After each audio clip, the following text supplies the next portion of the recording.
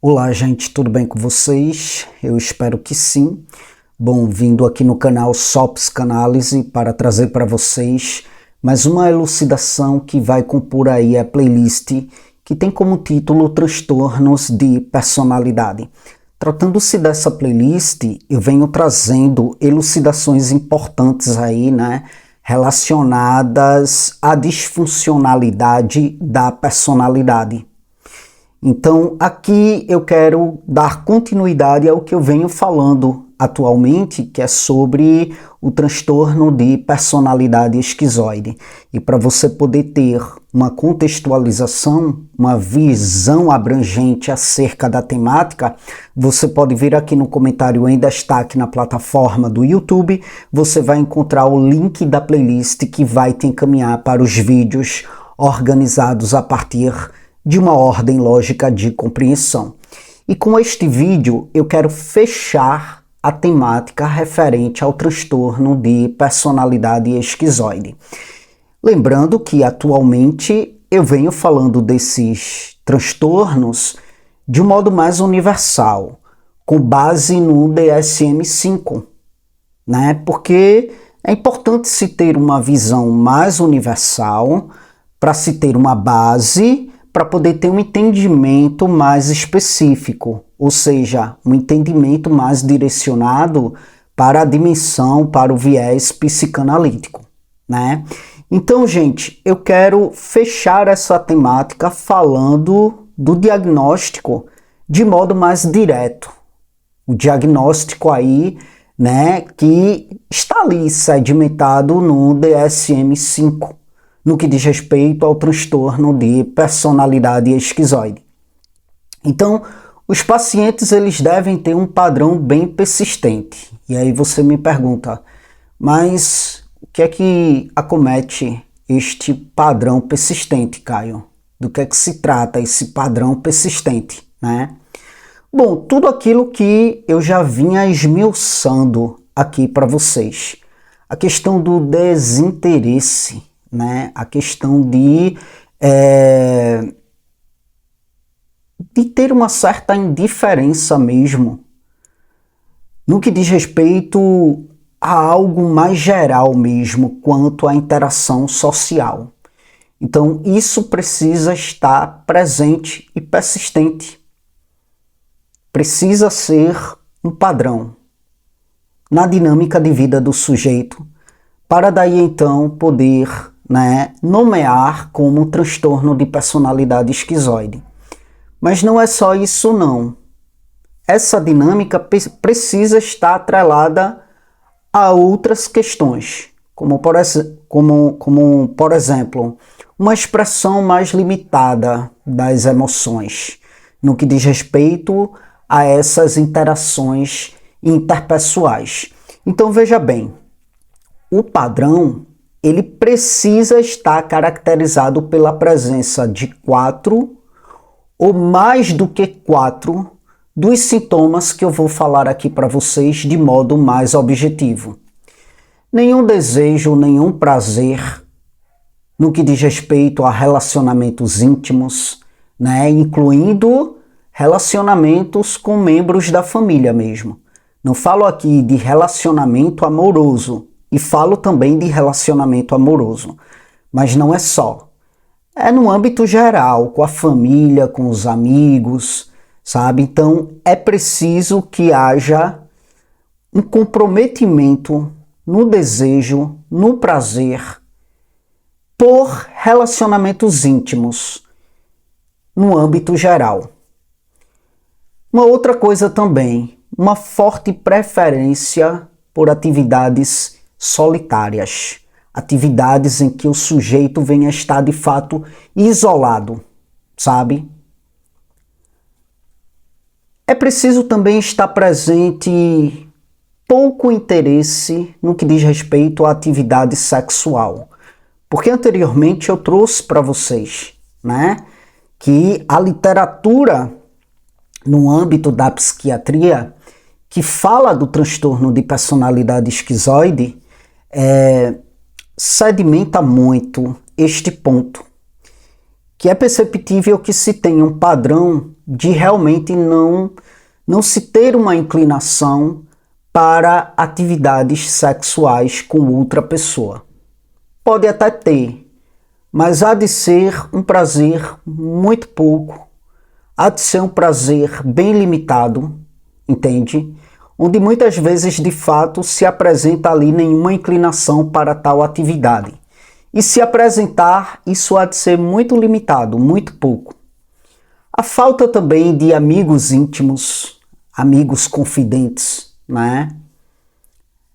Exceto o fato de que pode acontecer, né, com alguém que de repente conquistou a confiança e conquistou o afeto da pessoa, de repente ela pode vir a ter uma inclinação. Mas isso também há de ser bem limitado. Se ela tiver alguém íntimo, confidente, isso há de ser muito limitado, tá? Uma indiferença também, a gente viu muito isso, né? Uma indiferença aparente quanto à questão de elogios ou até mesmo quanto à questão de críticas provenientes do outro, tá? Há uma frieza emocional, há um distanciamento no que diz respeito a afeto mesmo, né? Então, portanto, essa frieza emocional.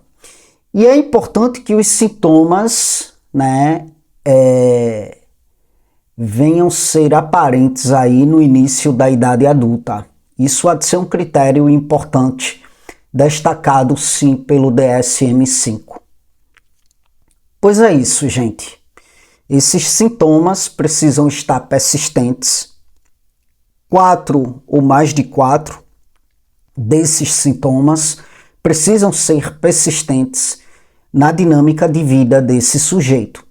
E aí eu entro com a questão do diagnóstico diferencial, que isso é muito importante porque os sintomas são muito parecidos, né, com sintomas que acometem outros tipos de afecções mentais. Então, é muito importante distinguir o transtorno de personalidade esquizoide das outras seguintes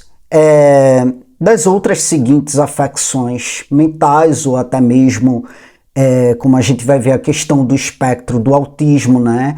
O transtorno do neurodesenvolvimento, que apresenta algumas características que acabam se assemelhando muito com os sintomas do transtorno de personalidade esquizoide. Então veja bem, a esquizofrenia, né, pode se confundir, tá, com um transtorno de personalidade esquizoide, só que tem uma diferença bem significativa, tá? Pacientes com transtorno de personalidade esquizoide, contrariamente àqueles pacientes que têm esquizofrenia, não têm alterações cognitivas, não têm alterações perceptivas, por exemplo, paranoias ou até mesmo alucinações. São sintomas que não estão presentes no transtorno de personalidade esquizoide. Com relação ao espectro do autismo, né? No espectro do autismo, se tem um comprometimento social, se tem comportamentos e interesses estereotipados a tal ponto que o sujeito se isola, tá? Mas o que é que acontece? Essa caracterização que é intrínseca, né, do espectro do autismo são menos proeminentes, né, são menos perturbadores, vamos dizer assim, são menos intensos em pacientes com transtorno de personalidade esquizoide. E quando eu falo menos perturbadores, é porque muitas vezes até o sujeito que está no espectro do autismo, ele até tenta, né, uma interação social. E quando ele se percebe ali meio que com dificuldades nessa interação, ele acaba se isolando. No que diz respeito aos pacientes com transtorno de personalidade esquizoide, isso acontece de um modo mais do âmbito do desejo, sabe, deste sujeito. Por um mecanismo de defesa? Pode ser, por todas as questões que eu já falei anteriormente. Mas de fato ele não tem nem inclinação para tentar. Tá tudo bem para ele, está isolado. Tá no âmbito do desejo dele ficar isolado e não vir a ter nenhuma inclinação para interações sociais, entende? Com relação ao transtorno de personalidade esquiva, que é um transtorno que a gente não viu ainda aqui na playlist, mas a gente vai ver, você vai perceber que há uma questão de isolamento social também, sabe? Há uma questão do isolamento social, mas o que é que acontece? O isolamento social, quanto ao transtorno de personalidade esquizoide, é devido ao distanciamento generalizado. Há um distanciamento, há um desinteresse geral frente a relacionamentos sociais. Eles realmente não querem, eles nem tentam, sabe? Não há um desinteresse, é como eu falei, na questão do espectro do autismo mesmo, dependendo do espectro, né? Dependendo vamos dizer que, daquilo que há de ser a escalabilidade do espectro, muitas vezes o sujeito até tenta. Tem uma interação ali social, né? Interagir e se familiarizar, mas há uma dificuldade nisso, intrínseca, né? Pela questão do interesse muito estereotipado, né? Mas sim, dependendo da escalabilidade do espectro, ele pode até ter uma inclinação para tentar, sabe? Mas no que diz respeito ao transtorno de personalidade esquizoide, não há essa inclinação para uma tentativa de interação. Então, há de fato, de modo muito intenso, um desinteresse geral pelos relacionamentos sociais. Com relação ao transtorno de personalidade esquiva, isso ocorre pelo medo mesmo de se sentir constrangido ou rejeitado. E possa ser também que, como a gente viu anteriormente, né, que na questão do transtorno de personalidade esquizoide haja também esse medo de se sentir rejeitado e enfim, mas isso não é algo aparente, diferente do transtorno de personalidade esquiva, que vai ser de fato algo mais aparente. No transtorno de personalidade esquizoide, o sujeito se mostra frio mesmo para esse tipo de dinâmica que há de ser a interação social. Tá bem? Então, gente, é isso. Espero que tenha ficado claro para vocês, tá bom? Essa elucidação, a questão do diagnóstico de modo mais objetivo, né? A questão do diagnóstico diferencial, né? Trago isso aqui por uma questão de informação mesmo, entende? Claro que para se sedimentar um diagnóstico, isso aqui não é o suficiente, é preciso que se tenha a análise, a observação, né? O paciente ele é diagnosticado no processo, não é de modo pontual, não é, sabe, por meio de um vídeo, é no processo, entende? E também quem está aqui, né, que não é da área e está enquanto paciente, cuidado com essa questão do autodiagnóstico com base no que você assiste ou com base no que você vai pesquisar ali no Google. É importante, de fato, se você se identifica, pô, isso parece muito comigo, será que eu sou, será que eu não sou? É no processo que você será observado e avaliado e analisado, tá? Não cabe essa inclinação para um autodiagnóstico, porque nisso as pessoas acabam se autorrotulando sem necessidade, se reduzindo a um diagnóstico, né? Existem muitas pessoas que gostam de solitude E tá tudo bem com isso, não significa que isso é um transtorno, tá? E é isso, gente. Para quem não me conhece, eu sou Caio Fernando, sou bacharel em psicologia, sou especialista em neuropsicologia, faço atendimentos 100% online, trabalho com viés psicanalítico, certo?